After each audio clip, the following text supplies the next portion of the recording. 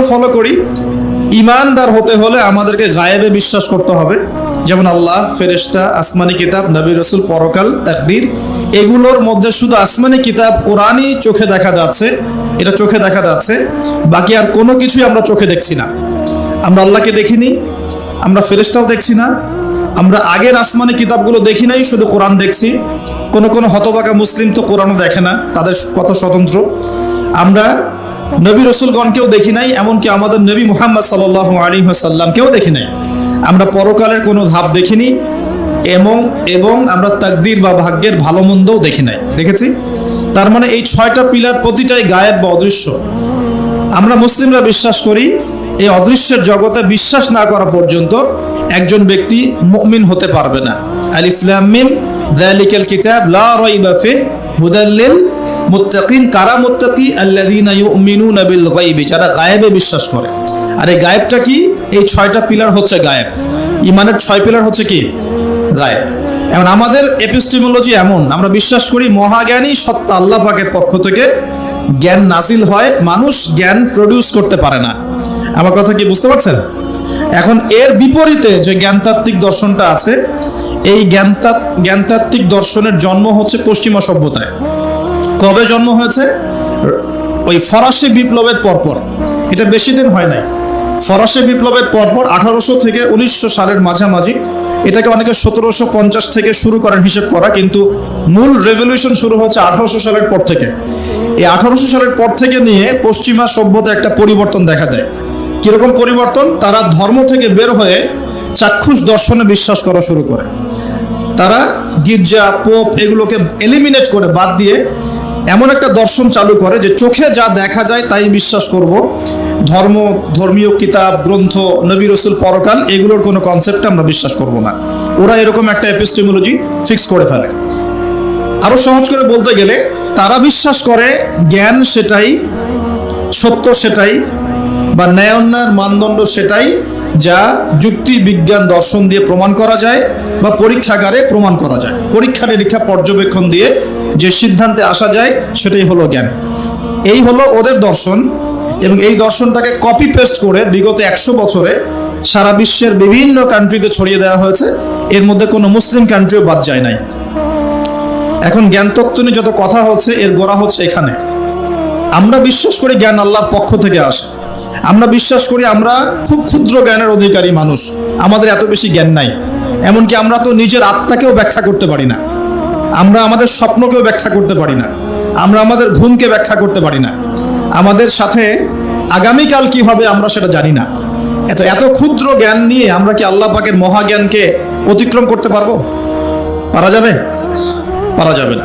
তাহলে আল্লাহ পাক যেগুলো নাজিল করছেন, ইমানের পিলার, ইসলাম, পরকাল, মিজান, পুলসিরাত, জান্নাত, জাহান্নাম, আত্মা, জিনজাতি, ফেরেশতা, যেগুলো আমরা চোখে দেখি না, এগুলোকে কি আমরা আমাদের ক্ষুদ্র জ্ঞানে ব্যাখ্যা করতে পারবো? পারবো না। কিন্তু তাদের দর্শনটা এমন, তারা মনে করে যে পরীক্ষা নিরীক্ষা, যুক্তি, বিজ্ঞান, দর্শন দিয়ে যা পাবো সেটাই জ্ঞান। উদাহরণ দিয়ে বোঝাচ্ছি, তাহলে বুঝতে পারবেন। আমরা জিন জাতিকে বিশ্বাস করি কি না? করি কি না? আমাদের সবার সাথে একটা করে জিন শয়তান আছে কি নাই? আছে। তবে এখনকার বিশ্বের বেশিরভাগ শয়তান কিন্তু পশ্চিমা সভ্যতায় থাকে। কথা কি বুঝতে পারছেন? আচ্ছা, তো আমরা জিন জাতিকে বিশ্বাস করি।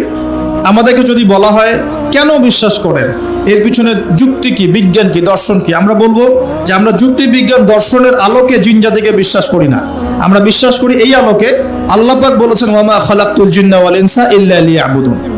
আল্লাহ পাক তার সর্বশেষ গ্রন্থ, মহাগ্রন্থ আল কোরআনে বলেছেন, সূরা যারিয়াতের 56 নম্বর আয়াতে, ওয়ামা খালাকতুল জিন্না ওয়াল ইনসা ইল্লা লিয়াবুদুন, আমি জিন আর মানব জাতিকে শুধুমাত্র আমার ইবাদত করার জন্যই সৃষ্টি করেছি। আল্লাহ পাক বলেছেন, আমি বিশ্বাস করি, এটাই আমার দর্শন। কারণ আমার জ্ঞান ক্ষুদ্র, আল্লাহর জ্ঞান অসীম। আমি যা জানি না আল্লাহ পাক সেটা জানেন। এই হলো আমাদের সহজ সরল দর্শন। অনেকে এই দর্শনটাকে বলতে পারে মৌলবাদী দর্শন, অনেকে বলতে পারে এটা হচ্ছে ধর্মান্ধ দর্শন। এই শব্দগুলো কি শোনেন এখন?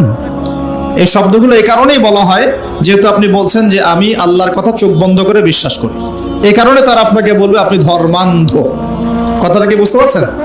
আর আমরা কোরআন এবং হাদিস ঘাটাঘাটি করে দেখছি, এরকম ধর্মান্ধ না হতে পারলে আপনি মুসলিম হতে পারবেন না। কথা কি বুঝতে পারছেন? আল্লাহ পাক যা বলেছেন চোখ বন্ধ করে বিশ্বাস করার নাম ইসলাম। এখানে প্রশ্ন করলে আপনি কি হয়ে যাবেন? আপনি কিন্তু আল্লাহ দ্রোহী হয়ে যেতে পারেন। এখন পশ্চিমারা বলছে যে জিন জাতিকে তারা বিশ্বাস করে না।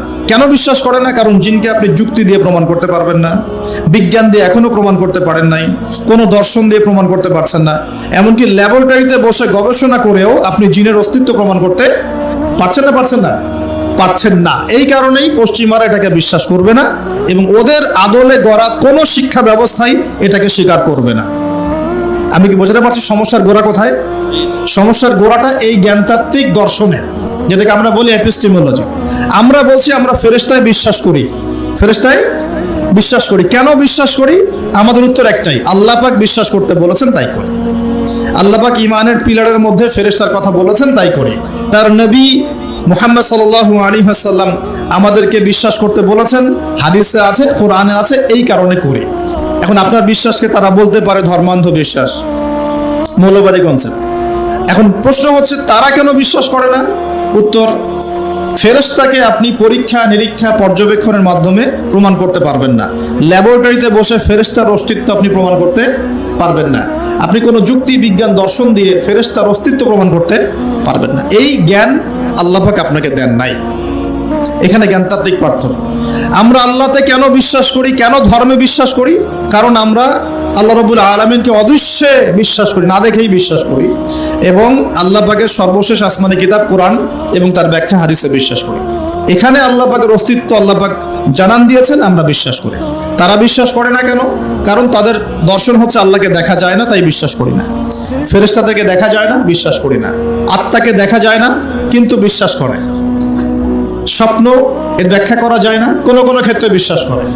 তারা কবরের আযাব, পরকাল, জান্নাত, জাহান্নাম, মিজান, পুলসিরাত এগুলো তো বিশ্বাস করে না, কারণ এগুলোকে আপনি ল্যাবে প্রমাণ করতে পারছেন না। এই জ্ঞানতাত্ত্বিক পার্থক্যের কারণেই এখনকার যে জ্ঞান চর্চার জগৎগুলো বা শিক্ষাক্ষেত্রগুলো, এগুলো দুই ভাগে ভাগ হয়ে গেছে। এক ভাগ আল্লাহ পাকের ওহীতে বিশ্বাসী আস্তিক এবং আনুগত্যশীল শিক্ষা ব্যবস্থা, আরেকটা হচ্ছে আল্লাহ পাকের অস্তিত্বে অবিশ্বাসী নাস্তিক এবং কুফরি শিক্ষা ব্যবস্থা। আমি কি বোঝাতে পারছি? এই দুই ভাগে এটা ভাগ হয়ে গেছে। এই দুই ভাগে কি হয়েছে? ভাগ হয়ে গেছে। এখন কোরআন এবং সুন্নাহ ভিত্তিক শিক্ষা ব্যবস্থায় কিন্তু মানব জীবনের সমস্ত সমস্যার সমাধান আছে, কিন্তু এখানে গিয়ে আমরা কোরআন সুন্নাহকে হাতে নিয়ে বৈষয়িক বিষয়গুলোকে চ্যালেঞ্জ করতে ব্যর্থ হয়েছে। কোনো কোনো ক্ষেত্রে কোরআন সুন্নাহকে হাতে নিয়ে আমরা অর্থনীতিকে চ্যালেঞ্জ করতে পারছি না, রাজনীতিকে চ্যালেঞ্জ করতে পারছি না, বিজ্ঞানকে চ্যালেঞ্জ করতে পারছি না, প্রযুক্তিকে চ্যালেঞ্জ করতে পারছি না, কিন্তু কোরআন সুন্নাহ আমাদের হাতে আছে। এটা আমাদের সমস্যা, এটা কোরআন সুন্নাহর সমস্যা নয়। এটা কাদের সমস্যা? এটা আমাদের ব্যর্থতা বা আমাদের সমস্যা, যে আমরা কোরআন সুন্নাহকে হাতে নিয়েও কোনো কোনো ক্ষেত্রে চলমান বিশ্বের সংকট মোকাবেলা করতে পারছি না। এটা কিন্তু সত্য কথা। যদি পারতাম তাহলে তো গোল্ড ইজ মানি এই কথাটাকে ব্যাখ্যা করে বোঝাতে হতো। অনেকদিন আগে যখন বলেছিলাম যে পেপার মানি অরিজিনাল ইসলামিক কারেন্সি না, অনেক ট্রলের শিকার হয়েছে এবং এখনো হচ্ছে, কিন্তু এখনো বোঝাতে ব্যর্থ হচ্ছে আমরা যে গোল্ড ইজ মানি। তো কোরআন সুন্নাহর মধ্যে কিন্তু হেদায়েত এটা আছে, তারপরে কেন বুঝতে পারলো না? বিকজ এটাকে হাতে নিয়ে সে অর্থনীতি চ্যালেঞ্জ করতে পারে নাই। তা আমরা এখানে কমপ্লিট কোড অফ লাইফ পেয়েও চলমান বিশ্বের সংকটগুলো অনেক ক্ষেত্রে মোকাবেলা করতে পারছি না। আর এদের উদ্দেশ্য কি? এই কুফরি যেটা দর্শন, যেটা আল্লাহর অস্তিত্বে বিশ্বাস করে না, পরকালে বিশ্বাস করে না, ফেরেশতায় বিশ্বাস করে না, চাক্ষুষ যা দেখে এর বাইরে কিছুই বিশ্বাস করে না, এই শিক্ষা দর্শনের উদ্দেশ্য হচ্ছে শুধুমাত্র দুনিয়ার কনস্ট্রাকশন, দুনিয়ার ইকোনমিক্স, দুনিয়ার পলিটিক্স, দুনিয়ার ফাইন্যান্স, দুনিয়ার প্রযুক্তি, অনলি দুনিয়া, পরকালীন কোনো চেতনা এদের মধ্যে আপনি পাবেন না। এই দুটো একটা পার্থক্য। আল্লাহ পাক এখানে বলছেন ইহকালের জীবনটা খুবই ক্ষুদ্র, যেটা এতই ছোট যে সমুদ্রের মধ্যে আঙ্গুল ডোবালে যতটুকু পানি হাতে লেগে থাকে এটা দুনিয়া, বাকি মহাসাগরটা হচ্ছে আখেরাত। আর এই আখেরাতে মুক্তি দিবে কোরআন সুন্নাহ ভিত্তিক শিক্ষা ব্যবস্থা। আর আপনি যখন কুফরি বা দুনিয়াবি দর্শন কেন্দ্রিক শিক্ষা ব্যবস্থাতেই পড়ে থাকবেন, তখন এটা দুনিয়ায় ফায়দা দিবে, পরকালে কিন্তু কোনো ফায়দা দিবে না। এখানে একটা প্রশ্ন আসবে, তাহলে কি আমরা দুনিয়াবি শিক্ষা ব্যবস্থায় শিক্ষিত হব না? উত্তর হচ্ছে অবশ্যই হব, তবে কোরআন এবং সুন্নাহর শিক্ষার মানদণ্ড ঠিক রেখে তারপরে আমি দুনিয়াবি শিক্ষার বিষয়গুলো দিকে ফোকাস করব। ইসলামের প্রারম্ভিক যুগে, সোনালী যুগে এই বিশ্বকে মুসলিমরা যা দিয়েছে, গণিতের কথা বলেন, জ্যোতির্বিজ্ঞানের কথা বলেন, মেডিকেল সায়েন্সের কথা বলেন, হ্যাঁ, বায়োলজির কথা বলেন, ফিলোসফির কথা বলেন, ইকোনমিক্সের কথা বলেন, বা এই যে আমরা বলি ভূগোলের কথা বলেন, অঙ্কশাস্ত্র বলেন, অ্যালগোরিদম বলেন, প্রতিটা সেই ডিপার্টমেন্ট যার উপর ভিত্তি করে এখনকার সভ্যতা দাঁড়িয়ে আছে, এগুলো মুসলিমদের হাতে এই পৃথিবী দেখেছে, অমুসলিমদের হাতে দেখে নাই। ওই সময়কার মুসলিমরা কি পিছিয়ে পড়েছিলেন? জি না, ওই সময়কার মুসলিমরা আমাদের চাইতে বেশি এগিয়েছিলেন। তারা কোরআন এবং সুন্নাহকে গবেষণা করে চলমান বিশ্বের সমস্ত সমস্যার সমাধান দিচ্ছিলেন। কিন্তু আমরা এখন কোরআন সুন্নাহকে হাতে নিয়ে চলমান বিশ্বের প্রতিটা ডিপার্টমেন্ট নিয়ন্ত্রণ করতে পারছি না। এটা আমাদের ব্যর্থতা, এটা কোরআন সুন্নাহর ব্যর্থতা নয়। এখানে সলিউশনটা কি, এটা বলে আমি আগে সামনে যাব। এখানে মূল বিষয়টা হচ্ছে যে আল্লাহ রাব্বুল আলামিন আমাদেরকে সৃষ্টি করেছেন একটা বিশাল উদ্দেশ্য নিয়ে, সেটা হলো ওয়ামা খালাকতুল জিন্না ওয়াল ইনসা ইল্লা লিয়াবুদুন। আল্লাহ পাক আমাদেরকে সৃষ্টি করেছেন যাতে আমরা তার ইবাদত করি। ইবাদত করার জন্য আমাদের দরকার কিছু গাইডেন্স। এই গাইডেন্স আল্লাহ পাক দিয়েছেন কোরআনে এবং হাদিসে। প্রয়োজন একজন শিক্ষকের, মহান শিক্ষক দিয়েছেন মুহাম্মদুর রাসূলুল্লাহ সাল্লাল্লাহু আলাইহি ওয়াসাল্লামকে, যাকে দেখে শিখতে হবে। আমরা তাকে দেখছি না, তার সাহাবীরা তাকে দেখেছেন, তার পরের জেনারেশন সাহাবীদেরকে দেখেছেন, তারপরের জেনারেশন তাবেঈদেরকে দেখেছেন। এভাবে আস্তে আস্তে আস্তে আস্তে এই জ্ঞানটা চলে আসছে। এখন আমরা উলামায়ে কেরামকে দেখছি যারা কোরআন এবং সুন্নাহকে ব্যাখ্যা করছেন এবং এর আলোকে যুগ এবং জিজ্ঞাসার জবাব দেওয়ার চেষ্টা করছেন। এখন আমার সামনে কোরআন সুন্নাহ কিন্তু স্পষ্ট আছে, এবং কোরআন এবং সুন্নাহে শুধুমাত্র এককেন্দ্রিক সমাধান দেয়া নাই, মানুষের জীবনের প্রতিটা ডিপার্টমেন্টের সমস্যার সমাধান এখানে দেয়া আছে। এখন আমরা যদি কোরআন এবং সুন্নাহকে পরিপূর্ণরূপে গ্রহণ করি এবং সমকালীন উপকারী জ্ঞানগুলো অর্জন করি, তাহলে ইনশাআল্লাহ কোরআন এবং সুন্নাহকে হাতে নিয়ে আমরা বিশ্বটাকে চ্যালেঞ্জ করতে পারবো। আমি কি বোঝাতে পারছি? আমাদের সমস্যার সমাধানটা এভাবে হওয়া পসিবল। এখন সমস্যাটা কোথায়? শেকড়েই আমরা কুফুরি একটা মন্ত্র তন্ত্র চর্চা করছি, যে আমরা যা দেখি না তাকে বিশ্বাস করি না। এটাই সমস্যা। এ কারণে কেন ডারউইনের মতবাদের কেন প্রয়োজন হবে? যখন মানুষ জানবে যে তাকে সৃষ্টি করেছেন মহান আল্লাহ রাব্বুল আলামিন, এর উপর সে বিশ্বাসী হবে, তখন কি তার এরকম কোনো মন্ত্রের দরকার আছে? আর যখন একটা জায়গার, একটা এলাকার, একটা দেশের, একটা সমাজের বেশিরভাগ মানুষ আল্লাহ বিশ্বাসী, তখন জোর করে কেন আমি একটা মতবাদ চাপিয়ে বাচ্চাদেরকে পড়াশোনা করাবো? উদ্দেশ্যটা কি? উদ্দেশ্য হচ্ছে একটা সুদূর প্রসারী উদ্দেশ্য, যে আমরা চাচ্ছি আগামী 20 বছর 30 বছরের মধ্যে যেন এমন একটা প্রজন্ম গড়ে ওঠে যারা আল্লাহ থেকে অনেক দূরে চলে যাবে। এটা উদ্দেশ্য। না হলে আমি কেন এই মতবাদ কচি বাচ্চাদেরকে শেখাতে যাব? কেন শেখাতে যাব? যেই মতবাদটা কোরআন সুন্নাহ বিরোধী, একই সাথে বর্তমান আধুনিক বিজ্ঞানও বিরোধী।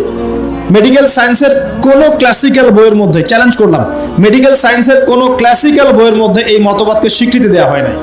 কোনো মতবাদ, এই মতবাদটাকে কোনো ক্লাসিক্যাল বইয়ের মধ্যে আপনি এই মতবাদটাকে পাবেন না যেটাকে স্বীকৃতি দেওয়া হয়েছে। এটা তার একটা থট।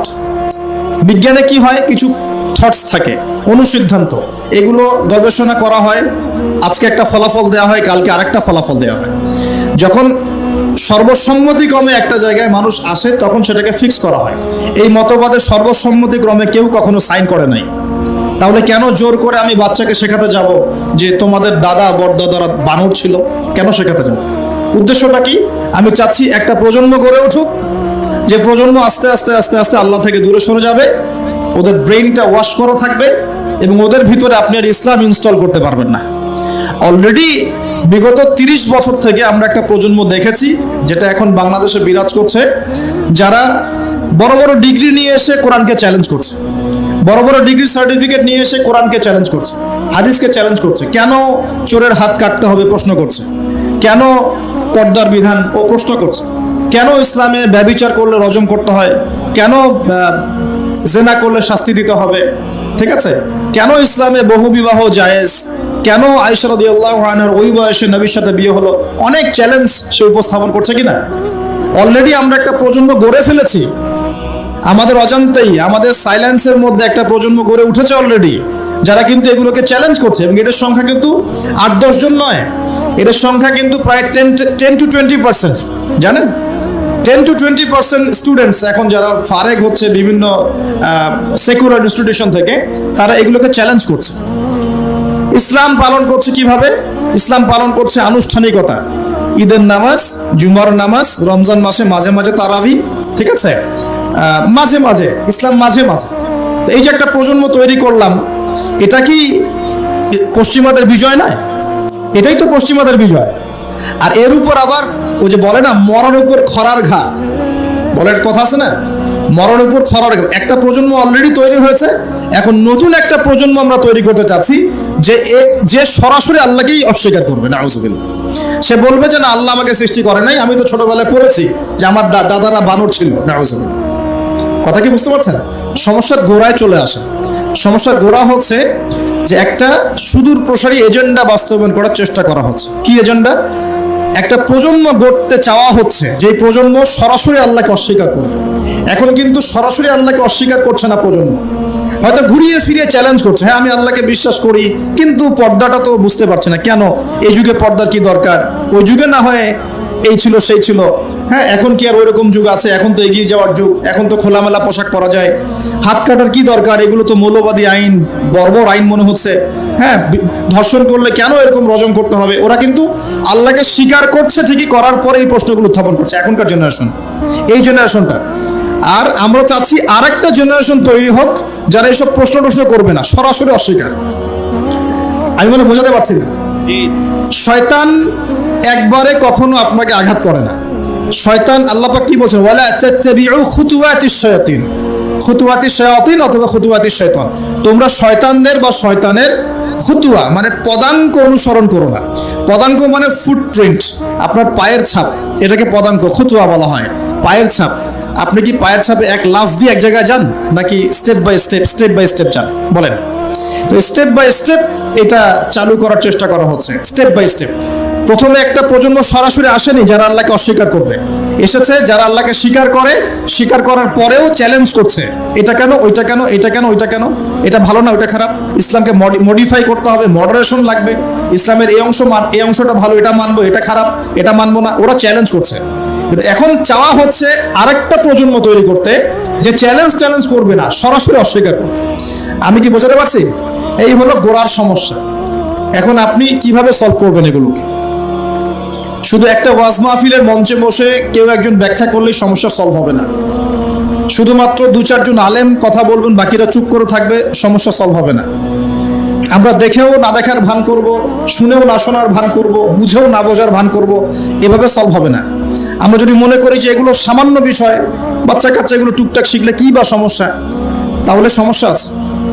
ইনজেক্ট করা হচ্ছে আস্তে আস্তে, আপনাকে একবারে কিন্তু বিষ প্রয়োগ করা হবে না, স্লোলি আপনাকে আস্তে আস্তে নিয়ে যাওয়া হবে। এটা সুদূর প্রসারী একটা মাস্টার প্ল্যান। ইসরায়েল নাম শুনেছেন তো? সে কি হঠাৎ করে বিশ্বে সেই রুলিং স্টেট হয়ে গেছে? আস্তে আস্তে, গ্র্যাজুয়ালি, আস্তে আস্তে আস্তে আস্তে আস্তে আস্তে এখন পুরো সবার টুটি চিপে ধরে জায়গা ধরে নাই।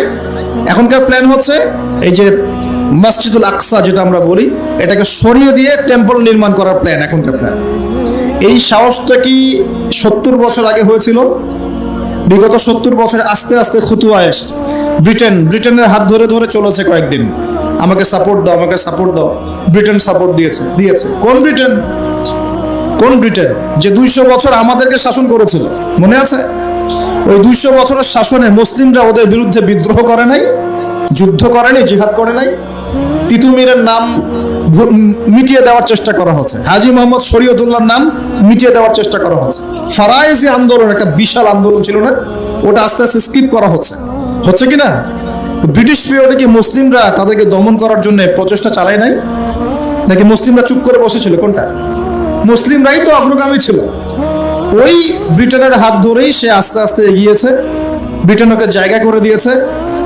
অটোম্যান এম্পায়ারও যখন ডিফিটেড হলো 1914 সালের দিকে, তখন ওই জেরুজালেমটা খালি করে ব্রিটেন বলেছে তোমরা এখানে থাকো, ওদের জন্য জায়গা খালি করে দেওয়া হয়েছে। ওরা তখন এখানে এসে কেবল ওই বসতি স্থাপন করা শুরু করেছে, রোহিঙ্গাদের মতো কেবল বসতি স্থাপন করা শুরু করেছে।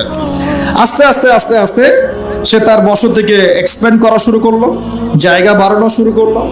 ব্রিটেন তার রোল থেকে সরে গেল, ইউএসএ তার রোলে আসলো। ব্রিটেন সরে গেল, অবসর নিল, এবার আমেরিকা আসলো। আসার পর আমেরিকা সেম কাজ করলো, সেও ইসরায়েলকে সাপোর্ট করতে করতে করতে করতে এক জায়গায় ওকে পারমাণবিক অস্ত্রধর রাষ্ট্র বানিয়ে দিয়েছে।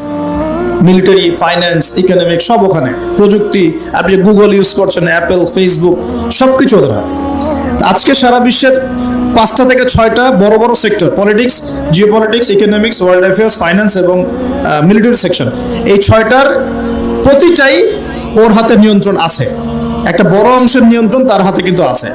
বোঝাতে যাচ্ছি, সে কি একদিনে এই জায়গায় এসেছে এবং একদিনে কি এখান থেকে সরেও যাবে? উত্তর না, একদিনে কোনো কিছু হয় না। একটা স্লো প্রসেসের মধ্য দিয়ে আস্তে আস্তে আস্তে এই জায়গায় এসেছে। ঠিক একইভাবে শিক্ষাক্ষেত্রেও একটা স্লো পয়জনিং চলছে। আস্তে আস্তে দেখবেন এমন একটা জায়গায় যাওয়ার চেষ্টা করা হবে যখন এই প্রজন্ম সরাসরি আল্লাহকে অস্বীকার করা শুরু করবে। এটাই মাস্টার প্ল্যান। এখন এগুলো বুঝতে হলে কি লাগবে? এগুলো বুঝতে হলে প্রথমত আমার কোরআন এবং সুন্নাহর জ্ঞান লাগবে, ফার্স্ট অফ অল। তারপর কি লাগবে? বেশি বেশি আমল লাগবে। যার আমল যত সুন্দর, তার কলবে আল্লাহর নূর তত বেশি আসবে ইনশাআল্লাহ। এরপর কি লাগবে? মন। হিংসা, বিদ্বেষ, গীবত, তহমত, সমালোচনার অপসংস্কৃতি মুক্ত একটা কলবুন সালিম, স্বচ্ছ মন। এই স্বচ্ছ মনের মধ্যে আল্লাহর নূর আসে। আর কি লাগবে? আর লাগবে সচেতনতা, বসিরা, অন্যান্য সাবজেক্টগুলো সম্পর্কে পড়াশোনা করা, বিশ্বের পরিস্থিতি বোঝা, ইতিহাস পড়া, আগামী দিনে কি হতে যাচ্ছে এই বিষয়গুলো সম্পর্কে স্ট্র্যাটেলজিক্যাল পড়াশোনা করা। তখন দেখা যাবে আপনি ধরতে পারবেন সমস্যার গোড়া কোথায়, সলভ কিভাবে করতে হবে। আমরা কি সমস্যার গোড়াটা বুঝতে পারছি? কিছুটা আজ করতে পারছি সমস্যার গোড়া কোথায়? এগুলো সমস্যার গোড়া। এখন ডালপালায় আপনি অনেক সমস্যা দেখছেন, ইতিহাসে কিছু বিকৃতি দেখছেন, মুসলিমদেরকে ইগনোর করা হচ্ছে, মুসলিমদেরকে খারাপভাবে রিপ্রেজেন্ট করা হচ্ছে, সমকামিতা, হোমোসেক্সুয়ালিটিকে প্রমোট করা হচ্ছে। যারা এইগুলো বাস্তবায়ন করছে তাদের মধ্যে আল্লাহ ভীরু মানুষ পাচ্ছেন। আল্লাহ ভীরু মানুষ শিক্ষা বেশি ভালো বুঝবে না আল্লাহ দ্রোহী মানুষ ভালো বুঝবে? বলেন তো। আল্লাহ ভীরু মুত্তাকি মানুষ শিক্ষাক্ষেত্র ভালো বুঝবে না একজন ফাসেক, মুনাফিক, জালেম, নামাজও পড়ে না এই ব্যক্তি ভালো বুঝবে? কে ভালো বুঝবে? হ্যাঁ, এটা ঠিক আছে। একজন অমুসলিম ব্যক্তি যদি ইকোনমিক সেকশনে ভালো জ্ঞানী হয়, সে সেই সেকশনের জ্ঞান আপনাকে দিতে পারবে। একজন তথ্য প্রযুক্তির ক্ষেত্রে যদি একজন অমুসলিম ব্যক্তিও থাকেন, সে কিন্তু আপনাকে ভালো জ্ঞান দিতে পারবেন ওই সেকশনে। কিন্তু তারা কি কোরআন সুন্নাহর মানদণ্ডে জ্ঞানের সত্য মিথ্যা যাচাই করতে পারবে? পারবে না। এখানে আল্লাহ ভীরু মানুষের দরকার ছিল না? তো এখানে যারা প্রণয়ন করছে ওখানে আল্লাহ ভীরু মানুষ কয়জন? সেখানে ইসলামিক জ্ঞানে জ্ঞানী, বলিয়ান এরকম স্কলার কয়জন? তাদের সাথে পরামর্শের প্রয়োজন কি আমরা বোধ করবো না? একটা কিছু লঞ্চ করার আগে আমাদের বাচ্চারা কি শিখবে, কি পড়বে, ওদের ভবিষ্যৎ কি হবে, কেন ওদেরকে এগুলো শেখাবো, কেন ইসলাম শেখাবো না, কেন নামাজ পড়াবো না, কেন কোরআন শিক্ষাকে বাধ্যতামূলক করব না, কেন আমি নামাজকে বাধ্যতামূলক করব না, কেন আমি মুসলিম অমুসলিমের মধ্যে ফ্রি মিক্সিং চালু করব, আলাদা করে স্বতন্ত্র করে কেন পড়াতে পারবো না, কেন আমি মেয়েদের মধ্যে ছেলে টিচারকে পড়াতে পাঠাবো, কেন ছেলেদের মধ্যে মেয়ে টিচারকে পড়াতে পাঠাবো, ফ্রি মিক্সিং কেন করবো, কেন আমি ইসলামিক অনুশাসনগুলো মেনে চলবো, এগুলো জানার বোঝার জন্য কি ইসলামপন্থী মানুষের সাথে পরামর্শ করার দরকার নেই? পরামর্শ কে করতে যায়? সবাই যে যার মতো কাজ করছে। এর ফল কিন্তু শুধু আমরা ভোগ করবো তা নয়, যারা এগুলো লঞ্চ করছে তাদের বাড়ির সন্তানরা এর ফল ভোগ করবে। দেখে নিন, কথা বুঝতে পারছেন না? এগুলোর ফল শুধু আমরা একা ভোগ করছি তা নয়, এর ফল পুরো জাতিকে ভোগ করতে হবে যদি এখনই বিকল্প কোনো ব্যবস্থা বা এর সলিউশন লঞ্চ করা না যায়। দেখুন, আল্লাহ রাব্বুল আলামিন আমাদেরকে এই পৃথিবীতে এমনি এমনি পাঠান নাই। ইবাদতের মধ্য দিয়ে আল্লাহ পাক আমাদেরকে পরীক্ষা করছেন, হায়াত দিয়েছেন, মৃত্যু দিবেন। একদিন কিন্তু আল্লাহর সামনে দাঁড়িয়ে আমাদের সবাইকে জবাবদিহি করতে হবে, হবে কিনা? আমি যদি কোনো ভালো কিছু চালু করে যাই, তাহলে যত মানুষ এই ভালো দিয়ে উপকৃত হবে সমস্ত নেকি কিন্তু আমি পাবো ইনশাআল্লাহ। একই সাথে আমি যদি খারাপ কিছু চালু করে যাই, যত মানুষ এই খারাপে ইফেক্টেড হবে সব গুনাহ কিন্তু আমার কাঁধে আসবে। এটা বুঝেই আমাকে কাজ করা উচিত। আল্লাহ পাক আমাদেরকে তৌফিক দান করুন, বলি আমিন। এবার আসেন, যুবক ভাইদের উপকারে আসবে কিছু কথা বলি, এবং আমাদের ওলামায়ে কেরাম এখানে অনেকে আছেন, তারাও হয়তো বিষয়টার দৃষ্টি দিবেন, এবং এখানে আরো অনেক শিক্ষিত মহল আছেন, আপনারা এই বিষয়গুলো নিয়ে ভাববেন। এটা জাস্ট আমার একটা পরামর্শ, আমার ক্ষুদ্র জ্ঞানে। আর আমি কখনোই বলছি না যে আমার পরামর্শটাকে আপনাকে গ্রহণ করতেই হবে। আপনাকে আমি বাধ্য করতে পারবো না, ফোর্স করতে পারবো না। আমি শুধু দাওয়াত দিতে পারবো, সত্য মিথ্যাটাকে ক্ষুদ্র জ্ঞানে উপস্থাপন করতে পারবো ইনশাআল্লাহ। বাকি বিষয়টা আপনার। সলিউশন কিভাবে করবেন দেখুন। এক, সলিউশন সম্ভব ব্যক্তি পর্যায় থেকে, অথবা সামাজিকভাবে, অথবা রাষ্ট্রীয়ভাবে। তিনটা পর্যায়ে, ব্যক্তি পর্যায় থেকে সম্ভব, সামাজিকভাবে সম্ভব, রাষ্ট্রীয় পর্যায়ে সম্ভব। যদি রাষ্ট্রীয় পর্যায় থেকে সদুদ্যোগ থাকে তাহলে তার কোনো প্রয়োজনই নাই উদ্যোগের। রাষ্ট্রীয় পর্যায় থেকে এমন সদুদ্যোগ থাকে যে আমরা এমন শিক্ষা ব্যবস্থা চালু করব ইনশাআল্লাহ, যে শিক্ষা ব্যবস্থায় আমার সন্তান হাফেজও হবে, ডক্টরও হবে, আমার সন্তান আলেমও হবে, মুফতিও হবে, পাইলটও হবে, আমার সন্তান আর্মি অফিসারও হবে, আমার সন্তান হাফেজও হবে, সে মুফতিও হতে পারবে, আমার সন্তান ইমামতি করার যোগ্যতা অর্জন করবে, পাশাপাশি রাজনীতিও বুঝবে, অর্থনীতিও বুঝবে। এরকম যদি কোনো সিস্টেম আমরা চাই, এরকম স্বপ্ন দেখতে পারি যে আমরা সবাইকে এমন শিক্ষায় শিক্ষিত করব যে উভমুখী শিক্ষায় হারমোনিয়াসলি কম্বাইন্ড হবে, মানে আমরা একমুখী চিন্তা করব না, আমরা উপকারী সব জ্ঞানগুলোকে একত্রিত করে একটা কনস্ট্রাকটিভ সিলেবাস লঞ্চ করব। যে এমন চিন্তা থাকতো বা থাকে উপর থেকে, তাহলে তো আমাদের ভাবার কোনো প্রয়োজনই নাই। কিরকম হবে তাহলে ফলাফল? মনে করেন আমার ছেলে ক্লাস 1 থেকে নিয়ে ক্লাস 10 পর্যন্ত পড়েছে, এবং এখানে সে ইংরেজি পড়েছে, বাংলা পড়েছে, মুক্তিযুদ্ধ পড়েছে, হ্যাঁ, দেশের ঐতিহ্য জেনেছে, ইতিহাস পড়েছে, আইসিটি পড়েছে, সব কিছুই পড়েছে মাশাআল্লাহ। পাশাপাশি সে এই 10 বছরে 10 পারা কোরআন হিফজ করতে পারবে, এই 10 বছরে মিনিমাম সে 1000 হাদিস পড়তে পারবে, এই 10 বছরে সে আকীদার বইগুলো পড়তে পারবে, ফিকহের প্রামাণ্য বইগুলো পড়তে পারবে, সে আরবি ল্যাঙ্গুয়েজ শিখবে, ইবারত পড়ার যোগ্যতা অর্জন করবে। ফিউচার যখন বড় লেভেলে সে যাবে, তখন সে তার লাইফটাকে ভাগ করে নেবে ঠিকই, কিন্তু ইসলামের ভিত্তির জ্ঞানটা তার মধ্যে থেকে যাবে। আমি মনে বুঝাতে পারছি না সলভ কিভাবে করতে পারে। উপর লেভেল থেকে হলে তো কোনো কথাই নাই, যদি সদুদ্যোগ থাকে। কি রকম সদুদ্যোগ? আমি একটা পরামর্শ দিচ্ছি যে আমরা আমাদের বাচ্চাদেরকে বাংলা শেখাবো, আরবি শেখাবো, ম্যাথ শেখাবো, সবই শেখাবো ফ্রম ডে 1, প্লে গ্রুপ থেকে শুরু করে।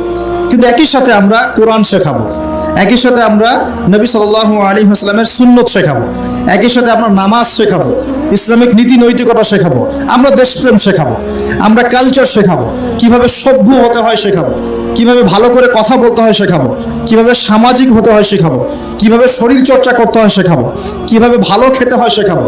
ওকে ছোটবেলা থেকে গড়া সম্ভব কিনা? এটা কি পসিবল না ইম্পসিবল? এই স্বপ্নটা দেখা কি যৌক্তিক না অযৌক্তিক?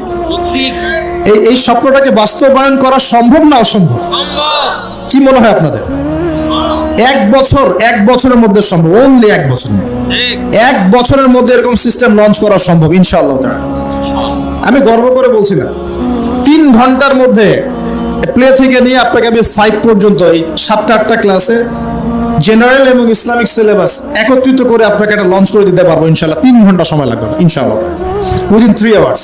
এই 3 ঘন্টার মধ্যে প্রতিটা ক্লাসের মধ্যে তারা ইংলিশ মিডিয়াম ব্যাকগ্রাউন্ডের ইংরেজি শিখবে, বাংলা মিডিয়াম ব্যাকগ্রাউন্ডের বেঙ্গলি শিখবে, তারা ম্যাথামেটিক্স তো শিখবেই, আইসিটি বা যে তথ্য প্রযুক্তি বলেন, সাধারণ জ্ঞান, এগুলো শিখবে। পাশাপাশি ইসলামিক সিলেবাসে অ্যারাবিক, কোরআনের প্রারম্ভিক জ্ঞান, নবীর সুন্নত, আদব কায়দা, নীতি নৈতিকতা, নামাজ পড়া, ওযু করা, এই পুরো জিনিসটাকে সিলেবাস ওয়াইজ ফর্ম করা সম্ভব। 3 ঘন্টা লাগবে আমার ইনশাআল্লাহ, 3 ঘন্টা লাগবে। এটা 1 বছরের মধ্যে সম্ভব, পুরো শিক্ষা ক্ষেত্র ঢেলে সাজানো। 1 বছর সময় লাগবে না ইনশাআল্লাহ, বিশ্বাস করো। এটা স্বপ্ন না, এটা বাস্তব। আজকে স্বপ্ন দেখছি, ইনশাআল্লাহ একদিন বাংলার মাটিতে বাস্তব হবে ইনশাআল্লাহ। যদি উপর থেকে সদুদ্যোগ থাকে তাহলে কোনো কথাই ছিল না, কিন্তু উপরে তো চাপ দেওয়ার মতো ক্ষমতা আমাদের কাছে আছে। আমরা উপরে দাওয়াত পেশ করতে পারি যে দেখুন, আমরা সবাই মুসলিম, আমাদের সবার সন্তান আমাদের সন্তান, আমরা সবাই বাঙালি, এই দেশটা আমাদের, এই জাতি আমাদের। আমরা কখনোই চাইবো না আমাদের সন্তানরা নষ্ট হয়ে যায়, আমরা চাইবো না আমাদের সন্তানরা শিখুক বানর থেকে আমরা হয়েছি, আমরা চাইবো না আমাদের সন্তানরা ভুল ইতিহাস শিখুক, আমরা চাইবো না আমাদের সন্তানরা সমকামিতা শিখুক, আমরা চাইবো। আমরা কখনোই চাইবো না আমাদের সন্তানরা জেনা করা শিখুক, নগ্নতা শিখুক, এগুলো আমরা চাইবো না। এগুলো কারা চায়? যারা এই জাতিটাকে ধ্বংস করতে চায়, এরা চায় এটা। আমি যদি সত্যিকার অর্থেই জাতির কল্যাণকামী হয়ে থাকি, আমাকে সবার জন্য ভাবতে হবে। তো এরকম যদি এডুকেশন প্যাটার্নটাকে একটু ঢেলে সাজানো যায়, এটাকে শেকড় থেকে উপরে ফেলার প্রয়োজন হবে না, একটু ঢেলে সাজাতে হবে খালি। ইসলামিক এডুকেশন এবং জেনারেল এডুকেশনটাকে জাস্ট কম্বিনেশন দরকার, একটা সুন্দর কম্বিনেশন। তখন দেখবেন আপনি বিসিএস ক্যাডারও হয়েছেন, এদিকে আপনি ইনশাআল্লাহ তাআলা, হ্যাঁ ইনশাআল্লাহ হাফেজও হতে পারবেন, কোরআন বুঝতেও পারবেন, ইমামতিও করতে পারবেন, আপনি দাওয়ার কাজও করতে পারবেন ইনশাআল্লাহ। আমরা অনেক মুসলিম কান্ট্রিতে দেখেছি পাইলট যারা প্লেন এয়ারক্রাফট চালায়, অনেক পাইলট হাফেজ, অনেক ডক্টর তারা মুফতি, অনেক ইঞ্জিনিয়ার তারা মাশাআল্লাহ এদিকে ইফতাও কমপ্লিট করে ফেলেছেন। এরকমও পড়াশোনার সিস্টেম আছে, একটু খোঁজ নিয়ে দেখেন, মালয়েশিয়ায় দেখেন, মদিনায় দেখেন, সৌদিতে দেখেন, মিশরে দেখেন, দেখবেন এরকম সিস্টেম দিয়েছে তারা। General education, Islamic education combination করে এমন একটা প্রজন্ম দাঁড় করিয়েছে যে যারা জেনারেল শিক্ষিত মাশাআল্লাহ তারাও ইসলামের প্রতি সুধারণা রাখে, নামাজ পড়ে, কোরআন তেলাওয়াত করে, আর কিছু করুক না করুক দিন ইসলামের বেসিক জিনিস পালন করে। এটা কি ভালো না? এতে করে কি একটা জাতির মানে যারা জনগণ তারা কি সুনাগরিক হবে না? এতে দেশের কল্যাণ না? এটা কি দেশের সম্পদ না? অ্যাসেট। অনেক বিজ্ঞানী আছে মুসলিম কান্ট্রির মধ্যে যারা হাফেজে কোরআন, যারা হাদিসের মুহাদ্দিস, ইফতা করেছেন, দাওরা দিয়েছেন, মানে বড় বড় লেভেলে গিয়েছেন, পিএইচডি করেছেন, এমবিএ করেছেন, এদিকে এমফিল করেছেন, এদিকে আবার সায়েন্টিস্ট, এদিকে আবার মেডিকেল সায়েন্সে আছেন, এদিকে ইঞ্জিনিয়ারিং আছেন, এদিকে পাইলট, এদিকে আর্মি অফিসার, এরকম বহু মানুষ আছে। এটাই শিক্ষা। আমরা এখন এটাকে টুকরা টুকরা করে বিভক্ত করে ফেলছি। কিরকম করে? যেমন করে আমরা মুসলিম উম্মাহকে এখন দলে দলে ভাগ করেছি এইভাবে, ঠিক এইভাবেই আমরা শিক্ষাটাকে বিভক্ত করে রেখে দিয়েছি। হ্যাঁ, একটা লেভেলে যাওয়ার পরে মানুষ তার ক্ষেত্র বেছে নিবে, সেটা আলাদা। সেটা কমসে কম অনার্স লেভেলের পরে গিয়ে, তারপরে আপনি ডিফারেন্ট সেক্টর চালু করতে পারেন। যে আমি অনার্স পর্যন্ত এগুলো কম্বিনেশনে পড়েছি, এখন আমি পিএইচডি করছি ইকোনমিক্সে, এখন পিএইচডি করছি আমি পলিটিক্যাল সায়েন্সে, ইন্টারন্যাশনাল রিলেশনশিপসে, আমি ইত্যাদি ইত্যাদি। এটা সম্ভব। যদি এখন প্রশ্ন ওঠে যে উপর থেকে তো কোনো উদ্যোগ যদি না থাকে তাহলে আপনি কি করবেন? এভাবেই ছেড়ে দিবেন আপনার প্রজন্মকে? তাহলে দ্বিতীয় ক্ষেত্রটা হচ্ছে সামাজিকভাবে কিছু উদ্যোগ নিতে হবে। সামাজিকভাবে উদ্যোগ কেমন? দুটো অপশন হতে পারে আমার পরামর্শ। এক, যে ইনস্টিটিউশনগুলো আমরা করেছি, অনেক মাদ্রাসা করেছেন আলহামদুলিল্লাহ, অনেক স্কুল করছেন কিনা? মাদ্রাসা করছেন, স্কুল করছেন, কেউ কলেজ করছেন, কেউ মক্তব চালু করছেন, অনেকভাবে আপনারা কাজ করার চেষ্টা করছেন, ঠিক আছে। যেগুলো গড়ে তুলেছেন অলরেডি, এগুলোর মধ্যে সিলেবাসে পরিবর্তন নিয়ে আসার চেষ্টা করুন, সিলেবাসে কম্বাইন্ড এডুকেশন নিয়ে আসার চেষ্টা করুন। এখানে জেনারেলকে বাদ দিয়ে শুধু ইসলামিক পড়লেও যেমন বিশ্বকে চ্যালেঞ্জ করা যাচ্ছে না, একইভাবে শুধুমাত্র ইসলামিকটা পড়ে জেনারেলটাকে আলাদা করে ফেললেও কিন্তু আমাদেরকে বিশ্ববাসী মূল্যায়ন করছে না। কথা কি বুঝতে পারছেন? দুটোর মধ্যে সমন্বয় দরকার। আর এই সমন্বয় করলে আমরা কিন্তু ফাসেক হয়ে যাব না। অঙ্ক কোনো অনইসলামিক সাবজেক্ট নয়, ইংরেজি কোনো অনইসলামিক সাবজেক্ট নয়, বিজ্ঞান কোনো অনইসলামিক সাবজেক্ট নয়, চিকিৎসা শাস্ত্র কোনো অনইসলামিক সাবজেক্ট নয়, ইঞ্জিনিয়ারিং কোনো অনইসলামিক সাবজেক্ট নয়। এগুলো কি, এই জ্ঞানগুলো কি আমরাই মানে প্রডিউস করেছি, না এই জ্ঞান আল্লাহ আমাদেরকে দিয়েছিলেন? বলেন তো। আপনি যদি কোরআন পড়লে দেখবেন কোরআনকে 3 ভাগে ভাগ করতে পারবেন। যার একটা বড় অংশে থাকবে হিস্ট্রি বা ইতিহাস। তার ইতিহাস শাস্ত্র কি জায়েজ না জায়েজ? হিস্ট্রি জানা কি খারাপ না ভালো? বিশ্বের ভূ রাজনৈতিক প্রেক্ষাপট জানবো, এটা কি জায়েজ না জায়েজ? আমি যদি না জানি পুরো বিশ্বে কি চলছে, আমি কেমন করে ইসলামকে নিয়ে আগাবো বলেন? অর্থনীতি এক জায়েজ সাবজেক্ট না জায়েজ সাবজেক্ট? ইকোনমিক্স যদি আমি না বুঝি তাহলে আমি ব্যাংকিং সিস্টেম, ফাইন্যান্স কেমন করে লঞ্চ করব, কিভাবে আমি এটাকে ডিল করব? এখানে একটা শুরু থেকে সমস্যা হয়ে আসছে। আমরা দুটোকে একত্রিত করতে ব্যর্থ হয়েছি। তাহলে যে প্রতিষ্ঠানগুলো আছে এগুলোকে যদি আমরা একটু সিলেবাসে কিছুটা পরিবর্তন আনার চেষ্টা করি, আমার মনে হয় আগামী 5 থেকে 10 বছরের মধ্যে আপনি একটা প্রজন্ম তৈরি করতে পারবেন যারা বলবে না যে বানর থেকে আমি হয়েছি, যারা বলবে আমরা আল্লাহ থেকে হয়েছি ইনশাআল্লাহ, আমরা আল্লাহ থেকে এসেছি, আল্লাহ ফিরে যাবো ইনশাআল্লাহ। আল্লাহ আমাদেরকে সৃষ্টি করেছেন, আমরা তার কাছেই ফিরে যাবো ইনশাআল্লাহ। ইন্না লিল্লাহ ওয়া ইন্না ইলাইহি রাজিউন। তারা যত বড় সেকশনেই যাক না কেন, তারা কোরআন সুন্নাহর জ্ঞান ভিতরে লালন করবে, আমল করবে, সুনাগরিক হবে ইনশাআল্লাহ। এটা একটা অপশন। আর একটা অপশন, এখন যদি প্রতিষ্ঠানের পরিচালকরা এটাতে রাজি না হন, সামাজিক সাপোর্টটাও না পান, তাহলে কি করবেন? তাহলে অপশন হচ্ছে যারা সামর্থ্যবান, শোনেন, যারা সামর্থ্যবান, যাদের যোগ্যতা আছে, যারা বিষয়গুলো বোঝেন, ভাবেন এবং যারা চান না যে আমাদের প্রজন্মগুলো ধ্বংস হয়ে যাক, নতুন নতুন শিক্ষা প্রতিষ্ঠান গড়ে তোলেন, নতুন নতুন মাদ্রাসা গড়ে তোলেন, নতুন নতুন স্কুল গড়ে তোলেন, নতুন নতুন কলেজ গড়ে তোলেন, এমন কিছু করেন। নতুন গড়ে তোলার পরে এগুলোর মধ্যে আপনি কম্বাইন্ড এডুকেশন চালু করে দেন, আগামী 10 থেকে 20 বছর পর একটা ভালো ফলাফল পাবেন ইনশাআল্লাহ তাআলা। যে যদি মূল্যায়ন করা হয় 1 বছর লাগবে না ইনশাআল্লাহ, পুরো প্লে থেকে নিয়ে 10 পর্যন্ত, এইচএসসি পর্যন্ত পুরো সিলেবাসটাকে আমরা ইসলামাইজড করে, জেনারেল এবং ইসলামিক শিক্ষার সমন্বয় করে পুরো জাতিকে পরিবর্তন করে মিশন হাতে নিতে পারবো ইনশাআল্লাহ। আর মূল্যায়ন করবে কি করবে না আল্লাহু আ'লাম। আর আল্লাহ পাক তো ক্ষমতার মালিক। ক্ষমতার মালিক কে? কালকে যে জেলখানায় ইউসুফ, তার পরের দিন সে মিশরের ওই যে পার্লামেন্টে, মনে আছে? গতকাল জেলখানায় ইউসুফ আলাইহিস সালাম, তার পরের দিন কোথায়? পার্লামেন্টে। ক্ষমতা দেওয়ার মালিককে, ইজ্জত দেওয়ার মালিককে, সম্মান দেওয়ার মালিককে। এগুলো আল্লাহর হাতে। আল্লাহ পাক চাইলে ওরকম যোগ্য মানুষকে উপরে নিয়ে যেতে পারেন ইনশাআল্লাহ। আল্লাহ পাক পারেন না? সবই পারেন। কুলিল্লাহুম্মা মালিকাল মুলক, আল্লাহ পাক হচ্ছেন রাজত্বের মালিক। তুতিল মুলকা মান তাশা, আল্লাহ পাক যাকে ইচ্ছা রাজত্ব দেন। কে রাজত্ব দেন? আল্লাহ পাক। ক্ষমতা কে দেন? আল্লাহ। ওয়া তানজিউল মুলকা মিম্মান তাশা, আল্লাহ পাক যার থেকে ইচ্ছা ক্ষমতা কি করেন? কেড়েও নেন। কে এটার মালিক? আল্লাহ। আল্লাহ পাক ন্যায়পরায়ণদেরকে আমাদের উপরে রাখুন, আমরা দোয়া করি। আমাদের উপরে যাদেরকে আল্লাহ পাক রাখুন, তারা যেন ন্যায় বিচার করতে পারে, সেই দোয়া আমরা করি। ন্যায়পরায়ণ শাসক আল্লাহ পাক আমাদেরকে দান করুন, দোয়া করি। দোয়া করতে হবে যে আল্লাহ পাক আমাদের উপরে যেন সৎ, যোগ্য এবং ন্যায়পরায়ণ শাসক আল্লাহ পাক আমাদেরকে দান করেন, বলি আমিন। এবং তাদেরকে ন্যায় বিচার করার তৌফিক আল্লাহ পাক দান করেন। আল্লাহ পাক এমন শিক্ষা ব্যবস্থা প্রণয়ন করার তৌফিক দান করেন, যার মধ্য দিয়ে যেন আমাদের ছেলেমেয়েরা, আমাদের সন্তান সন্ততিরা আগামী 5-10 বছর পরে যারা আসবে, তারা এই বাংলার মাটিতে জেনারেল শিক্ষায়ও শিক্ষিত হবে ইনশাআল্লাহ, ইসলামিক শিক্ষাও শিক্ষিত হবে ইনশাআল্লাহ। তারা মসজিদের ইমামও হবে, অর্থনীতির বিষয়ে বুঝবে। তারা ডক্টরও হবে, হাফেজও হবে, তারা ইঞ্জিনিয়ারও হবে ইনশাআল্লাহ। এদিকে দেখবেন সে দিনের বেসিক জ্ঞান অর্জন করে মোটামুটি মিশকাত দাওরা পর্যন্ত পড়ে ফেলেছে ইনশাআল্লাহ। সম্ভব, এটা অসম্ভব কিচ্ছু না। একটা 4 বছরের বাচ্চা, 4 বছর একটা বাচ্চা মিনিমাম 200টা শব্দ মুখস্থ করতে পারে। 4 বছরের বাচ্চা। একটা 5 থেকে 6 বছরের বাচ্চা একই সাথে 3টা ল্যাঙ্গুয়েজ শিখতে পারে। 4 থেকে 6 বছরের বাচ্চা।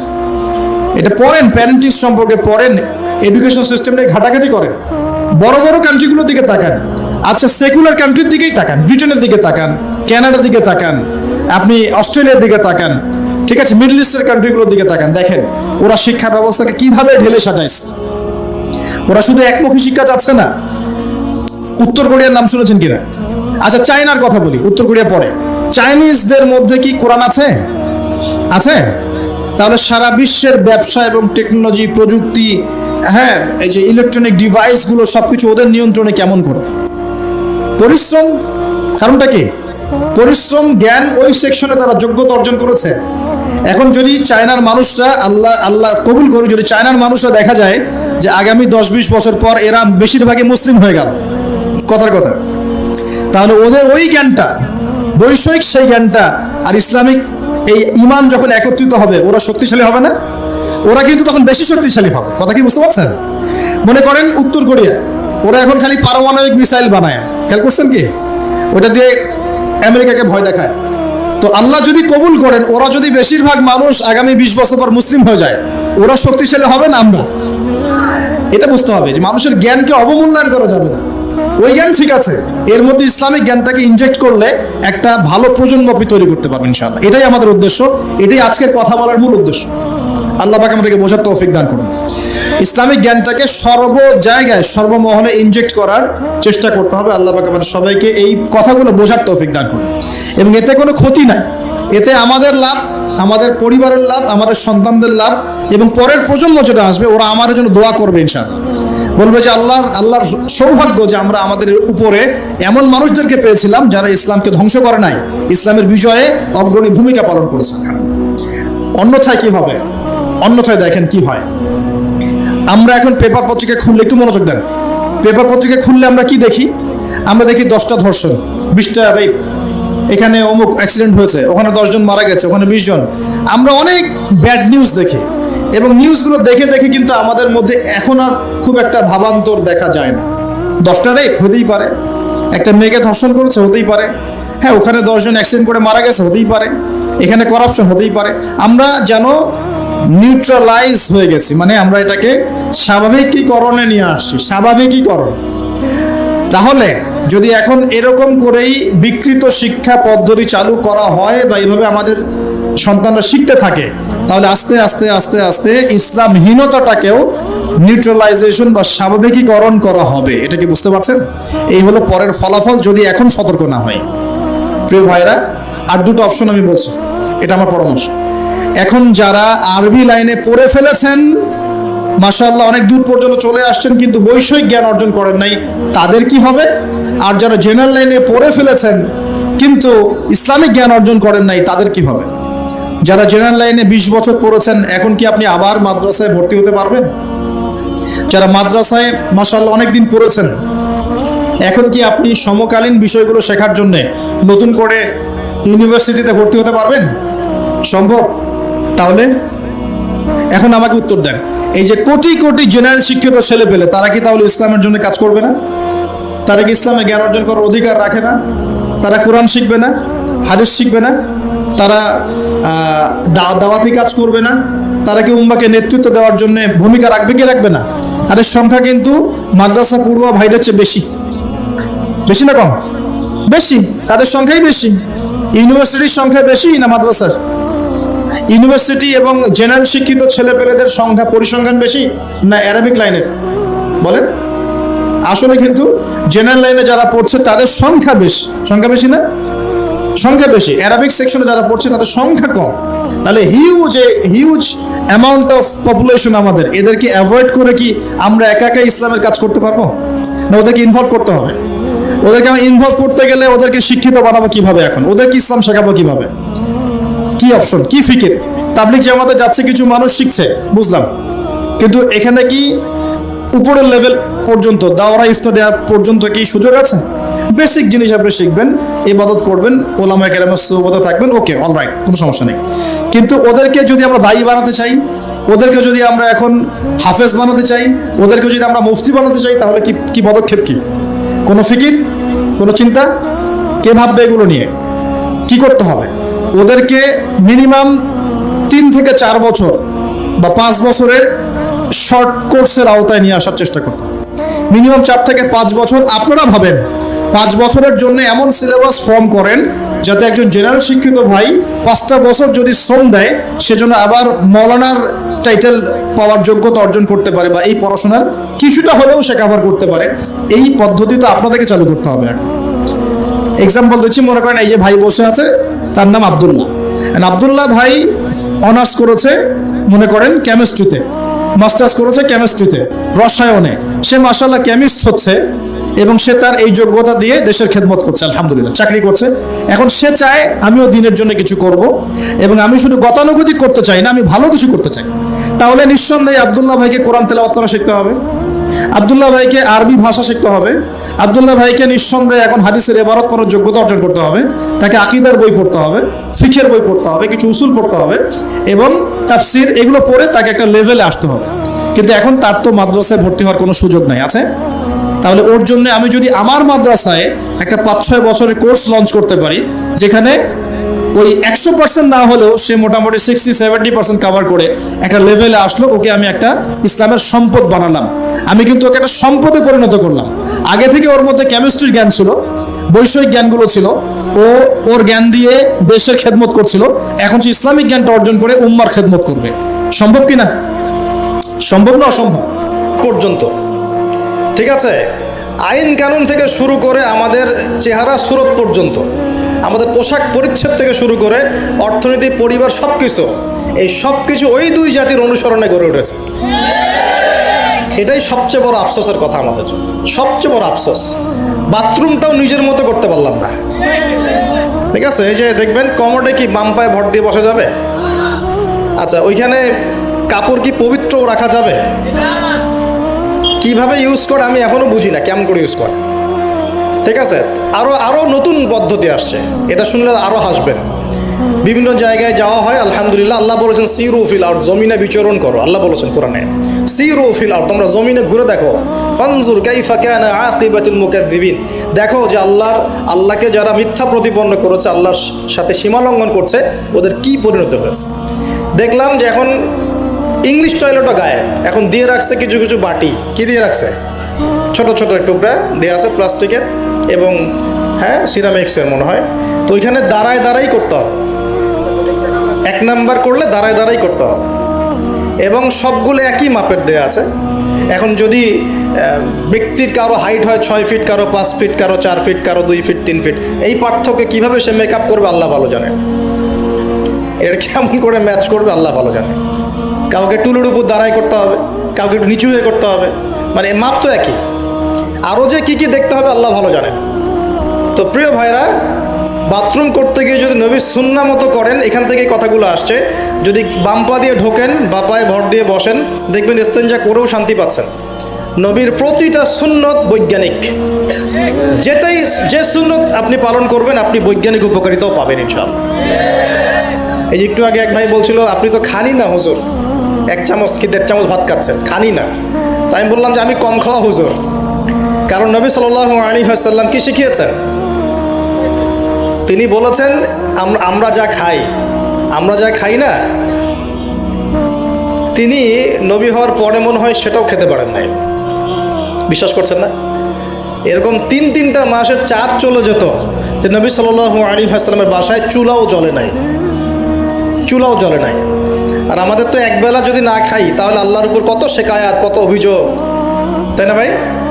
আচ্ছা, তারপরে তিনি বলছেন একজন ব্যক্তির এতটুকু খাওয়াই যথেষ্ট যে কোমর মেরুদণ্ড সোজা করতে পারে, আল্লাহর ইবাদত করতে পারে। আর যদি তোমাদের খেতেই হয় তাহলে পেটটাকে 3 ভাগ করে খাবে। কয় ভাগ? 1 ভাগ খাবার রাখবে, 1 ভাগ পানি খাবে, আর 1 ভাগ এই শ্বাস প্রশ্বাস চলাচলের জন্য ফাঁকা রাখবে। কয়জন এর উপর আমল করে দেখাতে পারে? কতজন মানুষ আছে? আর যারা একদম গোগ্রাসে খায়, এদের ব্যাপারে কোরআনে এবং হাদিসে কিন্তু মারাত্মক কথা আছে। আল্লাহর নবী সাল্লাল্লাহু আলাইহি ওয়াসাল্লাম বলেছেন যে তোমরা খুব বেশি ঢেকুর তুলো না। কি করো না? একজন সাহাবী খুব ঢেকুর উঠাচ্ছে, সাহাবী না আসলে, উনি পাশ দিয়ে যাচ্ছিলেন, খাবার দাবার খেয়ে পাশ দিয়ে যাচ্ছিলেন। তো নবীজি তার ঢেকুর তোলা দেখে বলছেন যে তোমরা বেশি ঢেকুর তুলবে না, কারণ দুনিয়াতে যে ব্যক্তি বেশি পেট পুড়ে খাবে, কাল কিয়ামতের মাঠে সে সবচেয়ে বেশি ক্ষুধার্ত থাকবে। বলেন নাউজুবিল্লাহ। খাবেন আপনি, নিজের পেটটাকে 3 ভাগ করবেন, 1 ভাগ খাবার, 1 ভাগ কি পানি, আর 1 ভাগ শ্বাস প্রশ্বাসের জন্য ফাঁকা। আর এই ব্যাপারে একটা কথা বলে দেই, শেষ জামানায় কিন্তু খাবারগুলো সব করাপ্টেড হয়ে যাবে। কি হবে? খাবার ভেজাল হবে, ভেজাল। এটার দলিল সূরা কাহাফে আছে, আমি এটা ব্যাখ্যা করব না আজকে। সূরা কাহাফে আছে, আমি ব্যাখ্যা করব না, শুধু ইন্ডিকেশন দিচ্ছি। 309 বছর ঘুমিয়েছিলেন আসহাবুল কাহফ। কত বছর? 309 বছর ঘুম থেকে উঠেই তারা প্রথম যে অনুভবটা করেছেন সেটা হলো তারা ক্ষুধার্ত। তারা কি ক্ষুধার্ত? দেখেন, 309 বছর পর যদি আপনি ঘুম থেকে ওঠেন, আপনার কাছে এই দুনিয়াটা আজীব মনে হবে, হবে না? কিন্তু ওনারা ক্ষুধার্ত, পকেটে কিছু মুদ্রা ছিল, যেই মুদ্রাগুলোর মান 309 বছরও কমে যায় নাই। কমে গিয়েছে না? এখন আপনি আপনার মুদ্রা নিয়ে ঘুমান 300 বছর, দেখেন তারপর কি হয়। কি হবে? টাকা থাকবো না যাইবো গা? আচ্ছা, তারপরে শুনেন, এরপরে উঠেই তারা বলছে ফালিয়ানজুর আইয়ুহা আজকা তুআমা, এই মুদ্রাগুলো দিয়ে বাজারে কাউকে পাঠাও, তোমাদের 9 জন 10 জনের মধ্যে একজনকে বাজারে পাঠাও। ফালিয়ানজুর, সে যেন বাজারে গিয়ে দেখে আইয়ুহা আজকা তুআমা, কোন খাবারটা পবিত্র খাবার, ফ্রেশ খাবার। ঘুম থেকে উঠেও ফ্রেশ খাবারের দিকে তাদের নজর কেন? আর এই সূরা আপনাকে দাজ্জালের ফিতনা থেকে বাঁচাবে কেন? আর দাজ্জালের যুগেই বা সব দাজ্জালের শাসনের যুগে সব খাবারগুলো আস্তে আস্তে ম্যানুফ্যাকচার্ড এবং ভেজাল হচ্ছে কেন? এগুলোর মধ্যে মিল আছে না? তার মানে যত জামানা শেষের দিকে যেটা থাকবে, খাবারের ভেজাল তত বাড়তে থাকবে। এই সময় আপনাকে অবশ্যই ফ্রেশ খাবার খুঁজে খুঁজে বের করতে হবে। খাবার আগে মানুষ খেত, খাবারের মধ্যেই চিকিৎসা ছিল, তাই না? রোগের আরোগ্য ছিল। এখন সেই খাবার খেয়ে মানুষ অসুস্থ হয়ে যাচ্ছে। বুঝতে পারছেন না? খাবারের মধ্যে থাকে উপাদান, ভালো উপাদান, যে উপাদানগুলো পেটের ভিতরে গেলে, শরীরে গেলে শরীরটা সুস্থ হয়। এখন সেই খাবার খেয়েই মানুষ অসুস্থ হয়ে যাচ্ছে। এটা কোন হাদিসের সাথে মেলে জানেন? আনতালিদাল আমাতু রাব্বাতুহা, দাসী তার মনিবকে জন্ম দিবে। দাসী মনিবকে জন্ম দিবে মানে হচ্ছে সমাজের ন্যায় অন্যায়, হক বাতিল, সত্য মিথ্যার মানদণ্ড উল্টে যাবে।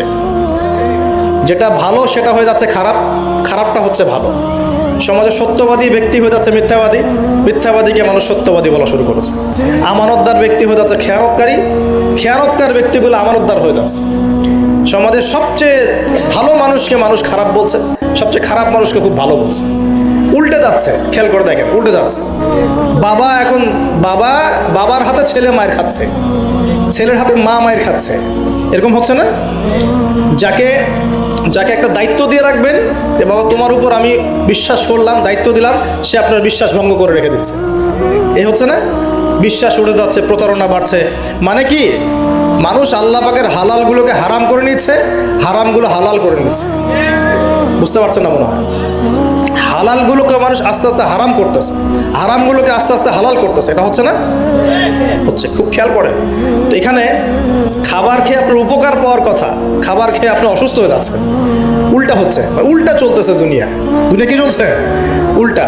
ছেলে পড়ছে মেয়ের পোশাক, মেয়ে পড়ছে ছেলের পোশাক। বলতে কি শুধু নামাজ রোজা হজ জাকাত না জীবনের সব কাজ? এই একটা জিনিস যদি বুঝতে পারি, আমাদের আজকের ওয়াজ সফল ইনশাআল্লাহ। আমরা আমাদের জীবনের প্রতিটা কাজ আমাদের প্রিয় নবী মুহাম্মদ রাসূলুল্লাহ সাল্লাল্লাহু আলাইহি ওয়াসাল্লামের তরিকা মতো করবো ইনশাআল্লাহ। রাজি আছেন ইনশাআল্লাহ? তাহলে এখন বলেন, 5 ওয়াক্ত নামাজ নবীর তরিকায় পড়া যাবে তো ইনশাআল্লাহ? নবীর তরিকায় নামাজ মানে ধীর স্থিরভাবে নামাজ। আমি এই তর্কে যাব না, হাত বাঁধবেন কোথায়, ঠিক আছে? ওই তর্ক সবাই করে না, ওই তর্ক সবাই করে না। এই মাসআলাগুলোকে নিয়ে যারা মুফতি আছেন তারা কথা বলেন, আমি মুফতি নই। অতএব এই মাসআলাগুলোকে নিয়ে আমি আপনাদের সাথে কোনো কথা বলছি না। আমি বলছি আপনাদেরকে, নামাজ প্রতিষ্ঠা করা, কায়েম করার মানে হচ্ছে নামাজটা হতে হবে নবীর মতো খুশু খুজুতে। খুশু খুজু কী জিনিস? নামাজটা ধীর স্থিরভাবে হবে। নামাজে কি পড়ছি সেটা বোঝার চেষ্টা করতে হবে। নামাজে কি বলছি আল্লাহর সাথে সেটা বোঝার চেষ্টা করতে হবে। নামাজে রুকুর অর্থ কি, তাসবিহ কি, সেজদায় আমি কি পড়ি, 2 সেজদার মাঝখানের দোয়ার অর্থ কি, তাশাহুদ দরুদ দোয়া মাসুরের অর্থ কি, নামাজের সেজদায় আমি বেশি বেশি দোয়া করতে পারছি কিনা, নামাজ পড়েও আমি গোনা থেকে বেঁচে থাকতে পারছি কিনা, এই বিষয়গুলো বেশি ইম্পর্টেন্ট। আমি কি বোঝাতে পারছি? নামাজ ধীর স্থিরভাবে, রিল্যাক্সে, তাড়াহুড়ো নাই, বুঝে বুঝে পড়ার চেষ্টা করবেন। আল্লাহ পাক তৌফিক দান করুন। যারা নামাজ ধরি ছেড়ে দেই তাদের জন্য একটা হাদিস। নবী সাল্লাল্লাহু আলাইহি ওয়াসাল্লাম বলেছেন, মান তারাকা সালাতান মুতাআম্মিদান ফাকাদ কাফার। মনে রাখবেন, নবীজি বলেছেন, কেউ যদি তার উপরে অর্পিত ফরজ নামাজ ছেড়ে দেয়, নামাজ পড়াকে জরুরি মনে করে না, ফাকাদ কাফারা, সে ব্যক্তি কুফরি করলো। বলে নাউজুবিল্লাহ। নামাজ কি ছাড়বো ভাই ইনশাআল্লাহ? আল্লাহ পাক আমাদের সবাইকে 5 ওয়াক্ত নামাজি বানিয়ে দেন, বলি আমিন। এবং রমজান মাস আসার আগেই নামাজের স্পিড আবার ধরতে হবে, পারবো তো ইনশাআল্লাহ? আল্লাহ আমাদের সবাইকে কবুল করুন, বলি আমিন। এবং রমজান মাসে সুস্থতার সাথে রোজা রাখার তৌফিক দান করুন। রমজান শব্দটা যখন এসেই গেল, তো আর দুটো কথা বলি। রমজান মাসের সবচেয়ে বড় বৈশিষ্ট্য হচ্ছে এই মাসে আল্লাহ পাক কোরআন নাজিল করেছেন। কি করেছেন? এখন সারা বিশ্ব জুড়ে একটা ইস্যু চলছে না, কোরআন ইস্যু, কোরআন পুড়িয়ে দেয় ইস্যু, মনে আছে? যে কোরআন পুড়িয়ে দিয়েছে, আমার দৃষ্টিতে তার চেয়ে বড় অধম সেই ব্যক্তি যে মুসলিম পরিবারে জন্মগ্রহণ করেও কোরআন তেলাওয়াত করা শেখে নাই। হয়তো আমার কথা বুঝতে পারছেন না। কোরআন একজন পুড়িয়ে দিয়েছে, যদি আমার ক্ষমতা থাকতো ওর গর্দান নামাই দিতাম, কিন্তু তার চেয়েও বড় অপরাধী আমার কাছে আছে, আমাদের চোখে আছে। কে? যে মুসলিম পরিবারে 20-30-40 বছর থেকে আছে, মুসলিম সমাজে, মুসলিম পরিবারে নামাজে যায়, ইমামদেরকে চেনে, আলেমদের সাথে সম্পর্ক আছে, এরপরেও সে কোরআন তেলাওয়াত করতে পারে না। এ বড় অপরাধী আমার কাছে। কে বড় অপরাধী? এটা লজ্জার না? একটা মুসলিম পরিবারের থেকে আমি কোরআন তেলাওয়াত করতে জানবো না, লজ্জার না? নাকি আপনারা সেই সব শায়েখ হতে যাচ্ছেন যে কোরআন তেলাওয়াতও করতে জানে না, বাহাসের জন্য ডাকে মানুষকে? দেখেন নাই এরকম আছে না? মনে হয় যেভাবে ইসলাম পালন করা যাবে? ইসলামের জ্ঞান অর্জনের প্রথম ধাপটাই হচ্ছে বিশুদ্ধ করে কোরআন তেলাওয়াত করা শেখা। প্রথম ধাপ কি? আগে বিশুদ্ধ করে কোরআন তেলাওয়াত করা শিখতে হবে। এরপরে আসবে কোরআন হিফসের ব্যাপার, আরবি ব্যাকরণ শেখার ব্যাপার, কোরআনের তাফসীর করার ব্যাপার, হাদিসের ইবারত পড়ার যোগ্যতা অর্জন করা। আস্তে আস্তে আকীদা পড়বে, উসুলের বই পড়বে, ফিকহের বই পড়বে, তারপর এই যে আপনার কুতুবে সিত্তা পড়ে শেষ করবে। তারপরে গিয়ে সে মাশাআল্লাহ একজন দাঈ, আলেম, মুফতি, এগুলো হচ্ছে আলহামদুলিল্লাহ। তো শুরুটা কোত্থেকে হচ্ছে? কোরআন বিশুদ্ধ করে তেলাওয়াত করা। এই শুরুটাই যদি আমাদের ঠিক না হয়, তাহলে কি কোরআন ঘরে রেখে খালি চুমু খেলে হবে? কোরআন কি খালি চুমু খাওয়ার জন্যে? কোরআন থেকে তাবিজ লেখার জন্যে? কোরআন বাবা মারা গেলে কোরআন তেলাওয়াত করবো এই জন্যে? 40-60 দিন কোরআন তেলাওয়াত করবো এই জন্যে? কেউ মারা গেল, ব্যাস আমরা কোরআন দিয়ে একটা মাহফিল করে দিলাম, ব্যাস সব হয়ে গেল? আস্তাগফিরুল্লাহ। আল্লাহ পাক আমাদের সবাইকে যেন কোরআন তেলাওয়াত শেখার তৌফিক দান করেন। একটা চ্যালেঞ্জ গ্রহণ করেন যে আমি নিজে কোরআন তেলাওয়াত করা শিখবো, আরো 10 জনকে শিখাবো ইনশাআল্লাহ। পারা যাবে না? যদি এই একজন প্রত্যেকে যদি নিজে শিখি, আর প্রত্যেকে যদি 10 জন করে শিখাতে পারি, শোনেন, প্রত্যেকে যদি নিজে শিখি এবং নিজ নিজ পরিবার বা নিজের আমার আন্ডারে যারা আছে, মনে করেন আপনি একজন একটা গার্মেন্টসের মালিক, আপনার আন্ডারে অনেক মানুষ চাকরি করে না? নিজে নামাজ পড়লেন, নিজে কোরআন তেলাওয়াত করা শিখলেন, আপনি যদি তাদেরকে নৈশকালীন কোরআন শেখান, সবার নেকি আপনি পাচ্ছেন না? আপনার পরিবার আছে, পরিবারে আপনি নামাজ পড়েন, এখন আপনি কোরআন তেলাওয়াত করতে জানেন, এখন আপনার মা, বোন, স্ত্রী, সন্তানদেরকে আপনি শেখালেন, এই পুরো পরিবারটা কোরআনওয়ালা হলো না? একটা সমাজের দায়িত্বশীল আমি। হ্যাঁ, চেয়ারম্যান সাহেব মনে করেন বললেন যে আমি নামাজ পড়ি, আমি কোরআন তেলাওয়াত করতে জানি, আমি এলাকার সব মানুষকে কোরআন তেলাওয়াত করা শেখাবো ইনশাআল্লাহ। পারা যাবে না? এভাবে যদি সবাই দায়িত্ব নেই, আমার বিশ্বাস 10 বছরের মধ্যে বাংলাদেশের 16 কোটি মানুষকে কোরআন শেখানো যাবে ইনশাআল্লাহ। ওই দিন আর স্লোগান তুলতে হবে না যে আল কোরআনের আলো ঘরে ঘরে চালো, অটোমেটিকলি সবার ঘরে কোরআন জ্বলে যাবে ইনশাআল্লাহ। জ্বলবে না? এই কাজটা না করে খালি স্লোগান দিলে কাজ হবে? বলেন তো কাজ হবে? এই যে একটা আয়াতই বললাম, গায়রুল মাগদুবি আলাইহিম ওয়ালাদ-দাল্লিন, এখন তো বুঝলেন আয়াতের অর্থ কি?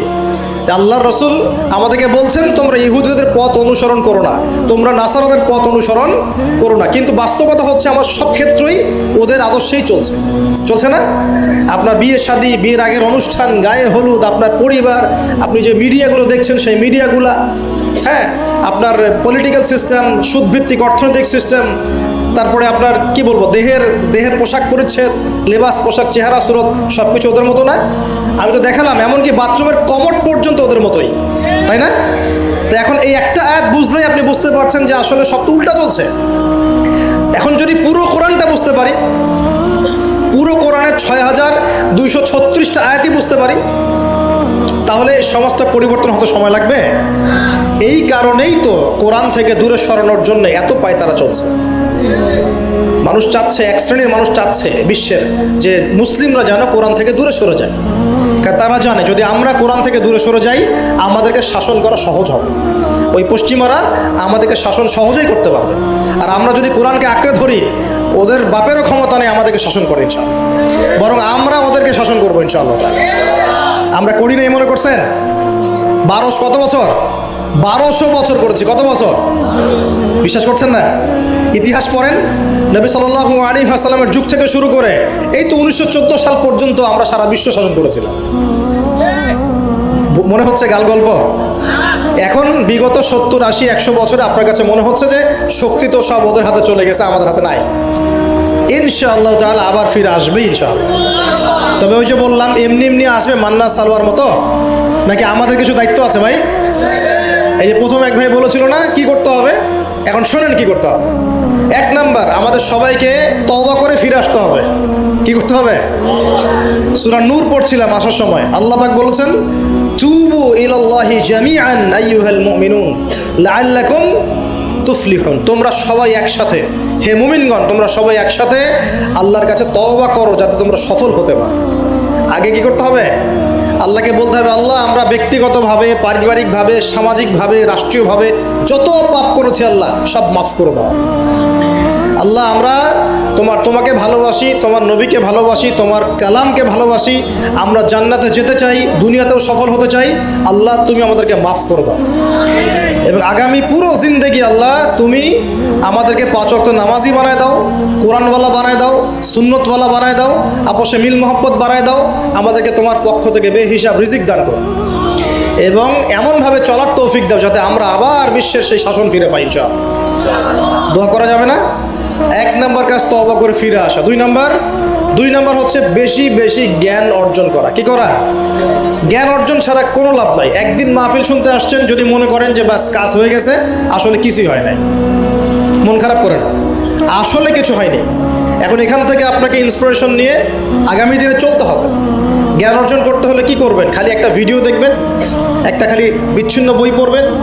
এখনকার যুব সমাজের অন্যতম প্রবলেম হচ্ছে, যারা প্র্যাকটিসিং মুসলিম তাদের কথা বলছি, যে এদের পড়াশোনার কোনো কনস্ট্রাকটিভ সিলেবাস নাই। এরা বিক্ষিপ্তভাবে জ্ঞান অর্জন করে। এই আদনান ভাইয়ের লেকচার শুনলাম, এই অমুক শায়েখের একটা লেকচার শুনলাম, অমুক দায়ের একটা লেকচার শুনলাম, হ্যাঁ অমুকের একটা বই পড়লাম, তমুকের একটা বই পড়লাম, বিক্ষিপ্ত জ্ঞান।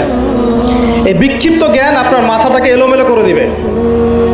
আর অনলাইনে ঢুকলে দেখবেন এ ওর বিরুদ্ধে কথা বলছে, এ ওর বিরুদ্ধে, এ ওর পিছনে লেগে আছে, এর পিছনে লেগে আছে। এখানে ভালো যতটুকু পাবেন, খারাপের চেয়ে বেশি পাবেন। এখানে এভাবে জ্ঞান অর্জন করা যাবে। কিভাবে? যেভাবে আমরা চেষ্টা করছি। হয়তো ওয়াজ মাহফিলে এসে আমরা যতটুকু জানি এর 30, 40, 50% কথাও কিন্তু বলতে পারি না। যা জানি তার হয়তো 30, 40% আমরা বলতে পারি না বিভিন্ন কারণে। কিন্তু জ্ঞান অর্জনের পথটা কি হবে? এখানে মাদ্রাসা আছে, মসজিদ, মাদ্রাসা, কওমি ওলামায়ে কেরাম আছেন না? ওলামায়ে কেরামের পাগড়ি ধরে বসে থাকবেন। কি করবেন? ওলামায়ে কেরামের পাগড়ি ধরে বসে থাকবেন। শুরু করাবে তারা, দেখবেন আপনি যান, আপনাকে শুরু করাবে কোরআন তেলাওয়াত থেকে। আগে কোরআন তেলাওয়াত করা শিখবেন। সময় লাগুক 1 বছর, লাগুক, যাক 1 বছর লাগবে, আমি শিখবো, ব্যাস 1 নাম্বার। তারপরে ওটা যখন ভালো পারবেন, দেখবেন ওলামায়ে কেরাম আপনাকে বলবে যে এই সূরাগুলো মুখস্থ করো। আপনি নামাজের জন্য যে সূরাগুলো লাগে মুখস্থ করতে হবে না?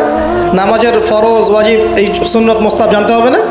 এই মাসলাগুলো জানবেন, সূরা কালাম মুখস্থ করবেন, দোয়া কালাম মুখস্থ করবেন। তারপরে আপনি যদি আরও বেশি চান, আপনি হিফজ করবেন। কোরআন কি করবেন?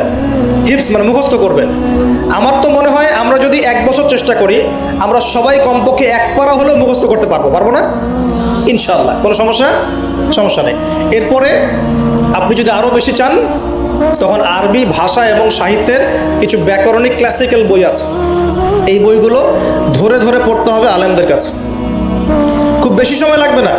আপনি মনে করছেন যে অনেক সময় লাগবে, এত সময় লাগবে না। আপনার মেধা যদি শার্প হয়, এটা ডিফার করে। কারো মেধা খুব শার্প, কারো মেধা অল্প নিতে পারে। ইনশাআল্লাহ 2-3 বছর সময় দেন, ইনশাআল্লাহ দেখবেন আপনি অ্যারাবিক ক্লাসিক্যাল বইগুলো পড়ার যোগ্যতা অর্জন করেছেন। এরপর কি লাগবে? এরপর আসবেন আপনি হাদিসের বইগুলো পড়বেন। আস্তে আস্তে আপনি তাফসির অনুবাদগুলো কিনবেন। এখন তো হাদিসের বইগুলো বাংলায় অনুবাদ হয়ে গেছে। অনেক তাফসির বাজারে চলে আসছে। এই তাফসির পড়লে আপনি মুফাসসির হয়ে যাবেন, মুহাদ্দিস হয়ে যাবেন, এটা বলছি না, কিন্তু অ্যাটলিস্ট আপনি কোরআন তো জানতে পারবেন। এর মধ্যে যেগুলো বুঝবেন না, আবার আলেমের কাছে যাবেন, ওস্তাদ এটা বুঝতে পারলাম না। আমরা তো প্রতিদিনই এই কথা বলি যে উস্তাদ এটা বুঝতে পারলাম না, হুজুর এটা বুঝতে পারলাম না, প্রত্যেক দিনই বলে। বুঝবো কতটুকু? এই জ্ঞান কত গভীর, এই গভীর সমুদ্রের সব জ্ঞানকে অর্জন করা আমার পক্ষে সম্ভব? আমরা তো মনে করি 10%, 5%ও জ্ঞান আমরা অর্জন করতে পারি না এখন। কিন্তু কন্টিনিউয়াসলি চেষ্টা থাকলে আল্লাহর পক্ষ থেকে জ্ঞান আসবে ইনশাআল্লাহ। জ্ঞান কার পক্ষ থেকে আসে? এই ডিগ্রির সার্টিফিকেট মানেই জ্ঞান নয়। ডিগ্রি সার্টিফিকেট অর্জন করেছি মানেই যে বড় একজন মানে ইসলাম বেত্তা হয়ে গেছে, এমন নয় বিষয়টা। জ্ঞান কার পক্ষ থেকে আসে? আর অনেক বড় বড় ডিগ্রি অর্জন করেও যদি মনের মধ্যে রিয়া, অহংকার এগুলো থাকে, তাহলে ওই জ্ঞানেও কোনো লাভ নাই। লাভ আছে? ইবলিসের কি জ্ঞানের কোনো লাভ আছে? ও কিন্তু বড় আবেদ ছিল, অহংকারের কারণে পথভ্রষ্ট হয়ে গেছে। আল্লাহ মাফ করো। তো এভাবে প্রচেষ্টা চালান, আল্লাহর কাছে বেশি বেশি দোয়া করেন প্রত্যেক দিন।